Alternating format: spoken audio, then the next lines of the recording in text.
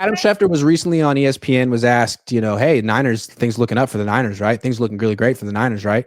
This was before Brock Purdy signed his extension, but you can throw it on there. Hey, they got their quarterback signed.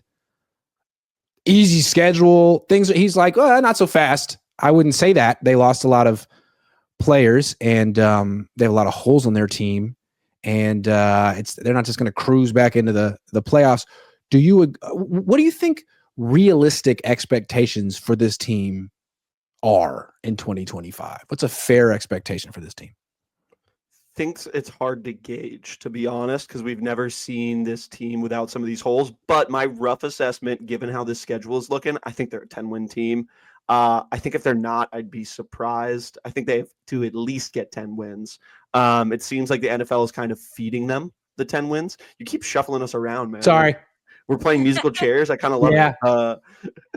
But no, I think this has to be a 10-win team. Even with all those holes, I think the schedule is easy enough that they should be able to get that. I'm more intrigued to hear what you guys think, because I think you guys are not on my wavelength. I think you guys are saying less. No, I had them at 13-4. Okay. My takeaway was that if they get less than 10 wins, I mean, it's just crazy how far they've fallen, right? Like expectations. If they had this season, like takeaway, if we wiped last season from our memory and then we saw this schedule upcoming, you would think that the expectation would be the 49ers were going to go 17-0, 16-1 for a fluke game. Imagine if, like, the Niners used to be held to the standard of a Super Bowl contending team. Imagine if the Bills had this game or had this schedule.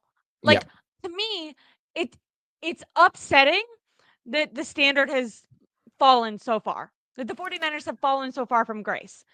There's no way that Kyle should still be a coach on this team. I know that his deal isn't done till 2027, and Jed York isn't going to want to fire him before then.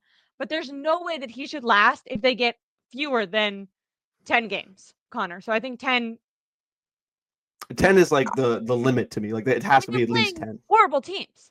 No offense to those teams. Yeah, but I just want to say real quick, I think it's interesting how the Niners are usually very conscious of the narrative around their team, and they want to control it, in my opinion. And so all offseason, they've been lowering the bar of expectations. Like, hey, we just lost 9 starters. We replaced none of them. None of them. We're going to start maybe 6 rookies. But we're confident. But, like, that's the backdrop. And all of a sudden, you knew they had the easiest schedule. I mean, we already knew that their opponents. But it's like finally the order comes out and everyone's like, oh, my goodness, they're going to be really good this year. And Schefter comes out and he's like, pump the brakes. Look, I love conspiracy theories. So all I know is that in 1999, he co-authored a book with Mike Shanahan called, like, The Winning Edge. Look it up on Amazon, whatever. But I mean, he wrote the book with him. I would think he has his number, and maybe they talk still. And I'm thinking, if I were Kyle Shanahan's father and I heard everyone talking about how good his team's going to be this year, I might want to talk to one of my guys in the media and be like, dude, can we lower the expectations on my kid for a little bit? Because it might not go so well this year. What if the rookies aren't good?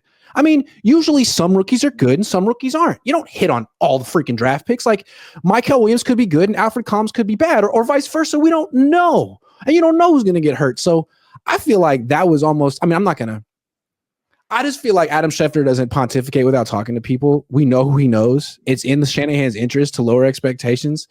I don't know what's going on. I have suspicions. Prize Picks is the best place to win cash while watching sports. The app is really easy to use. To make a lineup, all you have to do is pick more or less on a few players' stats. You can play Prize Picks in over 40 states, including California and Texas. Best of all, Prize Picks will give you $50 when you play your first $5 lineup. Win or lose, you'll get $50.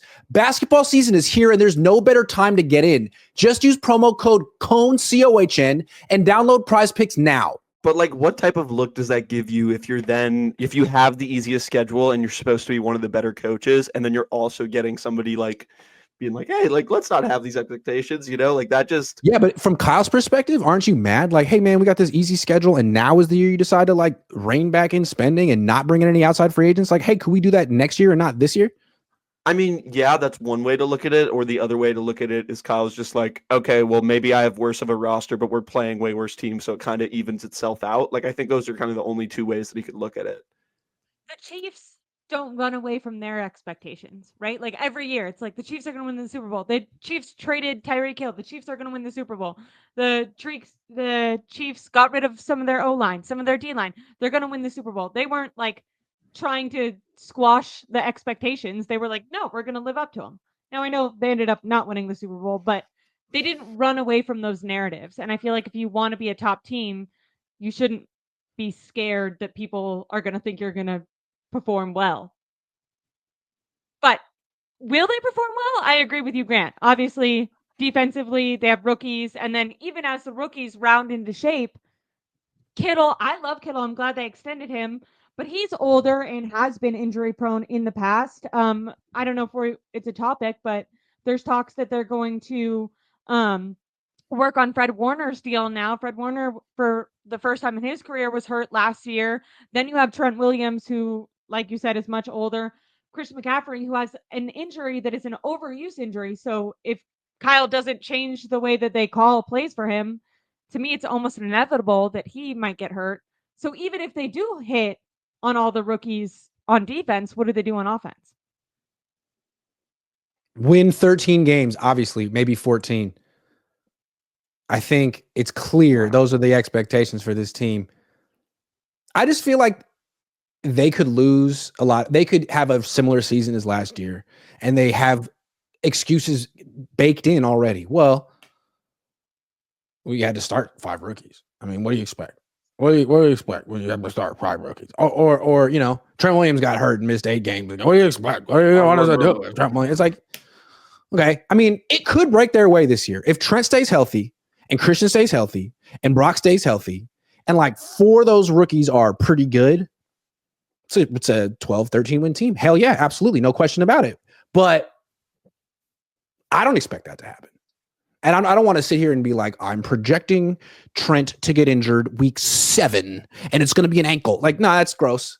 But still, I mean, to project him to not get injured is also a projection. You gotta come down one way or the other when you're making these, you know, gotta think. You gotta pick a side.